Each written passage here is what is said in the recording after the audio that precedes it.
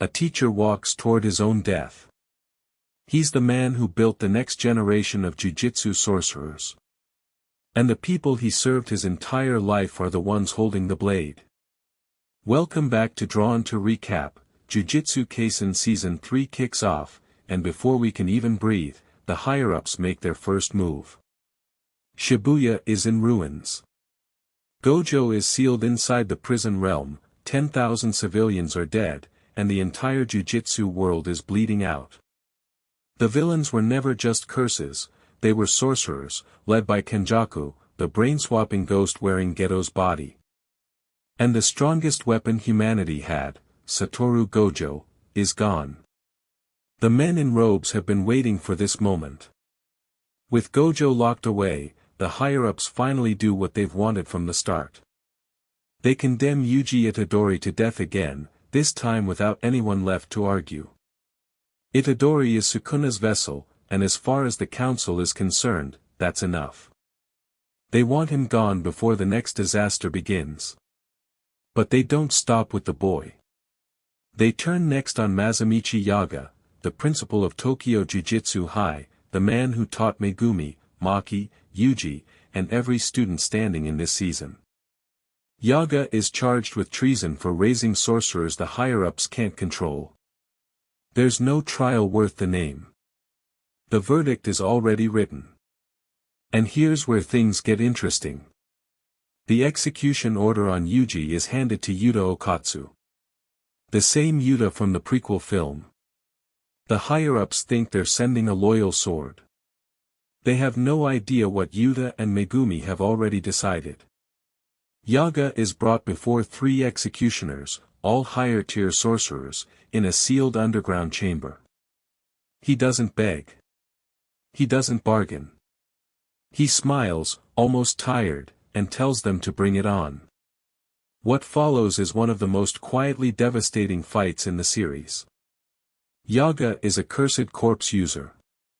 His entire teaching style is built on creation, pouring his own soul into stitched-together puppets that walk, fight, and protect.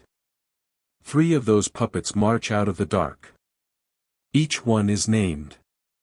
Each one has a personality. And against the executioners, they buy Yaga every inch of ground he can claim. The fight is brutal and short. The higher-ups send Yaga's old colleagues to kill him precisely because they know it will hurt. He cycles through his creations until there's nothing left to summon. And as his strength fades, he leaves one final message, for Megumi. He tells him to find his own answers, away from the Zenin clan, away from this rotten system, and to live a softer life than the one that broke his sister. Yaga dies with that message in the air. Meanwhile, Megumi is awake. Bandaged, exhausted, but alive. Shoko Yeri has been patching him back together since Shibuya, and the moment Megumi can stand, Yuta finds him. They speak in the quiet of the hospital wing. Yuji is hidden nearby, supposedly under the executioner's blade, except the execution hasn't happened. Yuta has stalled it. The 3 of them are about to commit treason. The plan is simple on the surface. Yuta will kill Yuji in front of witnesses, using a complicated cursed technique that lets Yuji effectively die and come back. The higher-ups will see a corpse. The cameras will see a corpse. And from that moment on, Itadori Yuji will be legally, officially dead, which means free to fight in a war the elders refuse to acknowledge. Because something else is happening. Tengen, the immortal sorcerer who maintains the barriers protecting all of Jujutsu society, has been compromised. Tengen has lived for over 1,000 years, evolving every 500 to merge consciousness with a chosen star plasma vessel. That vessel was supposed to be a teenage girl named Riko Amanai, years ago, in the story Gojo and Geto used to fight side by side for. She never reached Tengen. And now, without that merger, Tengen has begun to drift, losing humanity, gaining something else. Kenjaku is exploiting that drift to launch a plan that's been brewing for 1,000 years. The Culling Game. In the final stretch of the episode, Megumi and Yuta lead Yuji deep beneath the school. They descend into a chamber that doesn't feel like part of the modern world. It feels older than the building, older than the school itself. At the center sits something the audience has only heard whispered about for 2 whole seasons. Tengen. Not a god. Not a curse. A human being who outgrew being human. And the moment they meet, Tengen begins to explain. The Culling Game isn't a fight. It's a death tournament across the entire country.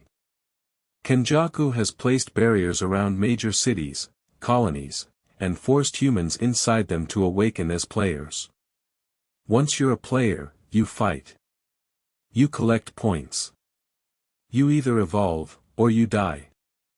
And the entire purpose, the entire reason Kenjaku staged Shibuya, was to push Tengen's evolution problem past the breaking point. If Kenjaku succeeds, every human on the planet merges into Tengen at once. End of humanity. Beginning of something new. Yuji listens.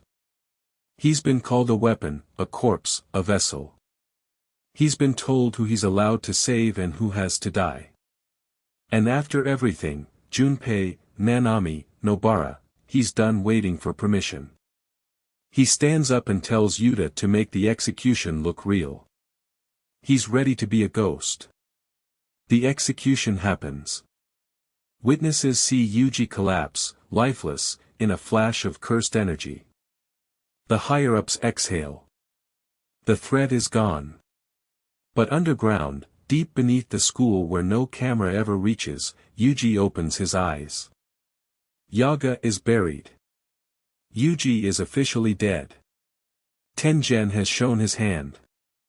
And the Culling Game is 1 episode away from breaking open.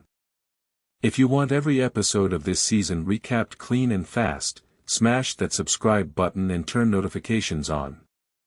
I'm drawn to recap, and next time, one more time.